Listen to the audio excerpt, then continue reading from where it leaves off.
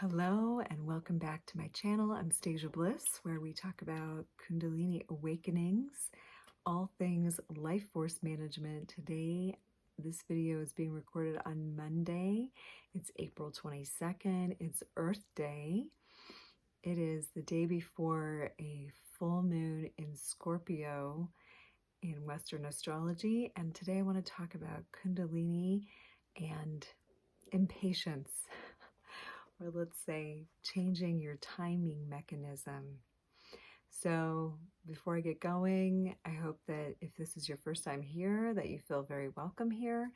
And I've got lots of resources here to help you along in your journey. So please check out all the playlists. There's meditations, there are mantra practices, breathing techniques. There's lots of stuff. I jump on here on different planetary or my cosmic vibes playlist is for specific points in the calendar that act as chakra points for the awakening of a worldwide Kundalini. So I'm going to be mixing that a little bit in today with the energy of Kundalini and timing or impatience. So let's just dive right in. And again, if you like this video, please like it, subscribe, share, come back again. Okay, so we have this timing mechanism in life, in the dualistic, in the, say the matrix of your normal everyday, that is fast paced. That is like going like this. Go to work, get a coffee, get up, get dressed, go get the kids, go get gas, do this, do this, do this, do this. And it's really like this tempo. It's very quick. Even social media, quick fix, go through the drive-through, like get things done, done, done, done, done, done. Kundalini wakes up and then you have this whole other energy that starts coming in and it's hitting you in a very different way. Boom, boom, boom. So here's life. Kundalini. Wake up. Meditate. Take a breath. So we have this going on and we have this. And a lot of people, when they're waking up, try to apply this to their awakening practices and it just doesn't work.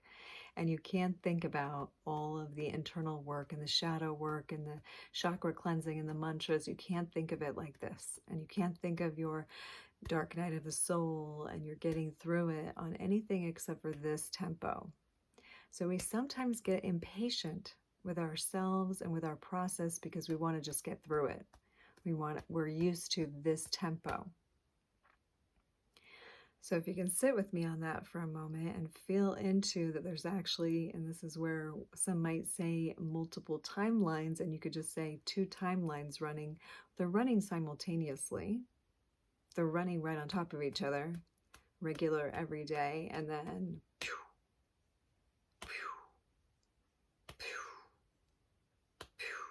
nice and steady, slow, grounded. Taurus is a really good time of the year to tune into this because the Taurian energy is very stabilizing and grounding and earthing. And Aries came in and it was like, somewhere like trying to step you down from even though it's like initializing, Taurus really anchors us in. So I invite you with the Scorpio energy of the full moon that we're getting into tomorrow. So preparing tonight, full moons are a potent portal or gateway energetically for us to work with our Kundalini and work with our life force. New moons and full moons are in different ways. So depending on the house or the energy that the moon is falling in, that sort of energy is what's being worked through your chakras. So Scorpio is very dark night of the soul E. It's very much deep transformation stuff, maybe uncomfortable. It's death, rebirth. It's all things taboo. It's working the mystical and the occult. It's really getting deep. Right? It's fixed water sign. That means it's kind of like an ice cube sometimes. It's like a solid water energy.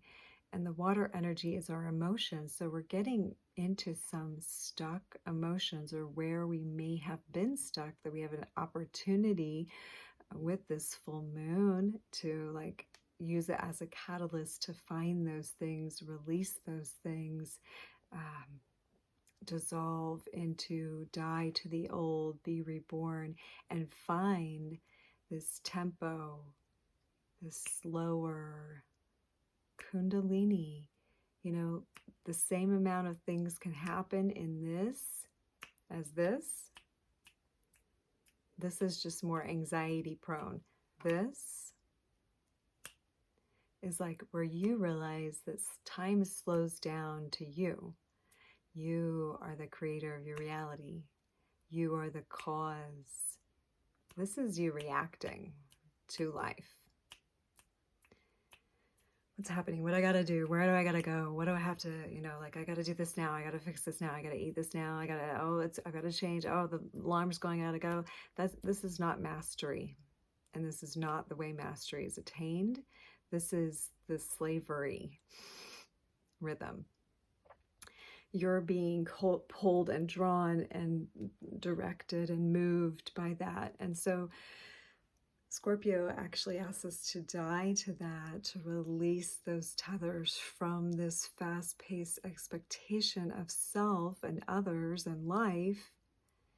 And you find there's great power, which Scorpio is also ruling over, as Pluto is the main ruling planet there of Scorpio. And we've got Pluto in Aquarius right now.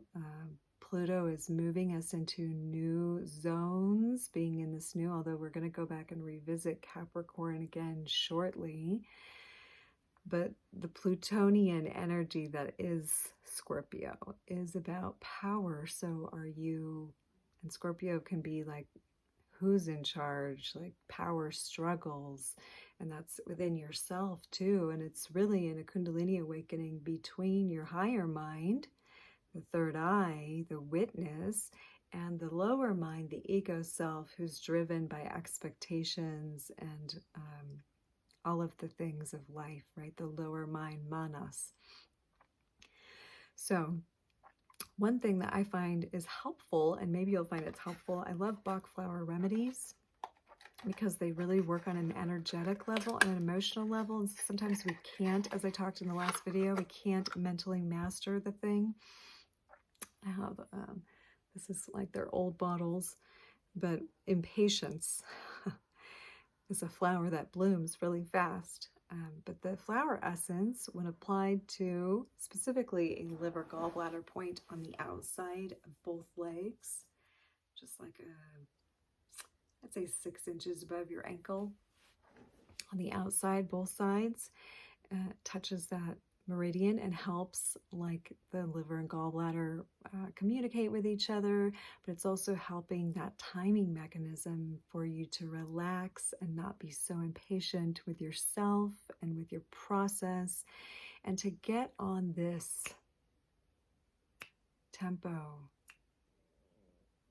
I used to really worry about being late or being on time, until I started to realize that when we shift our consciousness, when we shift into the empowerment that Kundalini Awakening is offering you, it's offering you a perspective change on life, that you are actually the cause.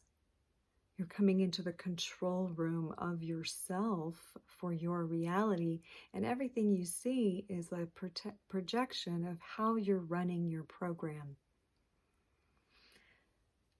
So when that shifts, I am suddenly everywhere exactly on time, because that is my intention, because everything is moving and matching me. I'm not moving and matching everything else. Everything is matching me. So it really takes you back to the center of your own universe.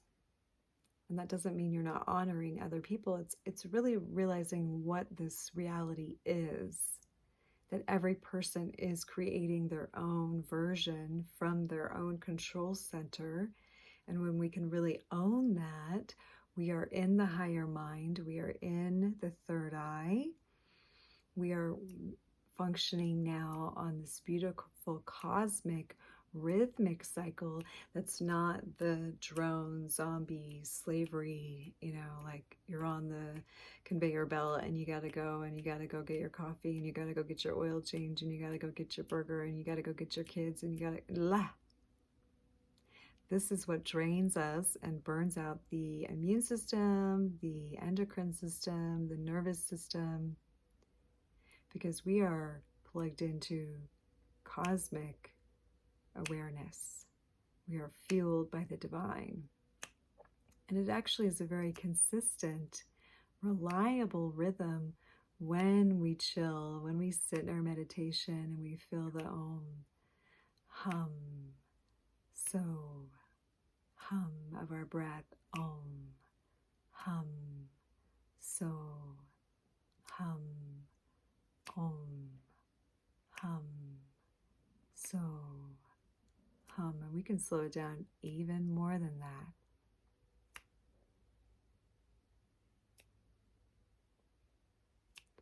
And in this way, we actually open up space-time. We actually change our experience of time.